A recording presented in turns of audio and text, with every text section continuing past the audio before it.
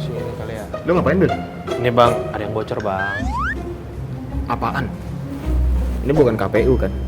Aduh, kalau yang itu beda bang. Kita aman kan ya?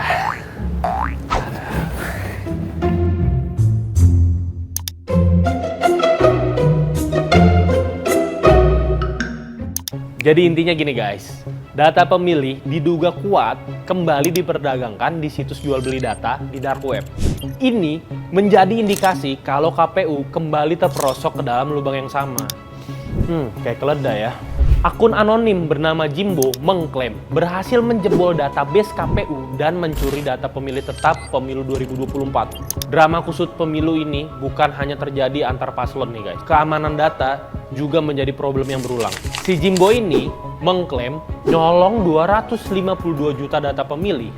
Dan apa yang dia colong? Ada nama lengkap, ada nomor induk kependudukan, ada nomor kartu keluarga, bahkan sampai status difabel. Ada jenis kelamin, dan lain-lainnya. Dan si Jimbo ini bahkan membuka akses terhadap 500.000 data pemilih ke calon pembeli di Bridge Forum. Data-data kita dijual seharga $74.000 AS atau setara 1,1 miliar rupiah. KPU jelas nggak boleh lepas tangan, apalagi melempar kesalahan ke Bawaslu dan partai politik. Bawaslu dan partai politik peserta pemilu memang dapat melihat list DPT, tapi hanya KPU sebagai pengolah data yang bisa mengakses data DPT yang disertai identitas lengkap pemilih. Kebocoran data pribadi yang berulang kali terjadi berpotensi meruntuhkan kepercayaan publik.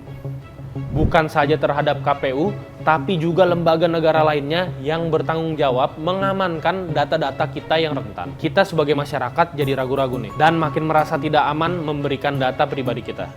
Menurut analisa pakar informasi dan teknologi, Ruby Zikri Alamsyah dan Alphonse Tanujaya, kebocoran data pemilih KPU terjadi akibat adanya celah di sistem basis data KPU yang menyebabkan peretas dapat dengan mudah menyelinap ke dalam sistem SIDALI. Mohon maaf KPU, jangan kayak tahun 2020.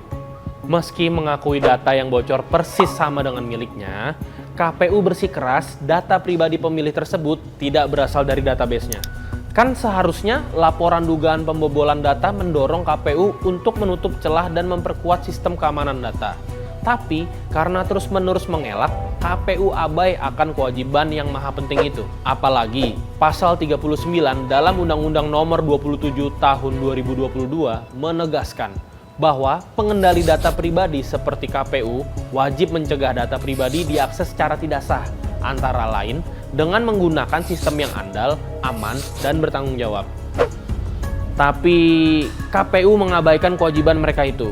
Kebocoran data pemilih yang dikelola KPU ini seharusnya mendorong pemerintah untuk segera membentuk sebuah lembaga khusus penyelenggara perlindungan data pribadi, seperti yang diamanatkan Undang-Undang Nomor 27 ini.